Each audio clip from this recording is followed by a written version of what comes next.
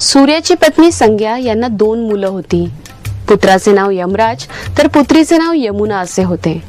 संज्ञा आपल्या पती सूर्याची किरण सहन करू शकत नसल्यामुळे उत्तरी ध्रुवात सावली बनून राहू लागली.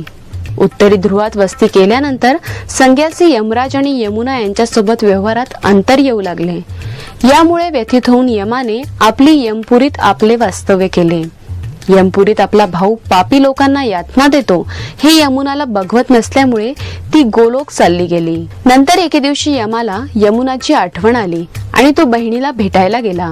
त्या दिवशी त्याने नरकात पिचत पडलेल्या जीवांना त्या दिवसापुरते मोकळे केले. भावाला बघून बहीण खूप खुश झाली. तिने त्याचे आदरपूर्वक स्वागत केले.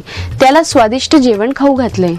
भावाने खुश होऊन वरदान मागायला सांगितले तेव्हा तिने म्हटले की प्रतिवर्ष या दिवशी बहीण आपल्या भावाला जेव घालून त्याला ओवाळेल त्या भावाला यमाची भीती राहणार नाही. यावर यमराज तथास्तु म्हणून यम लोकाकडे निघून गेले. तेव्हापासून कार्तिक शुक्ल द्वितीयेला आपल्या भावाचा सत्कार करून त्यांना ओवाळून बहीण भावासाठी जी प्रार्थना करते ती भावाला लाभते.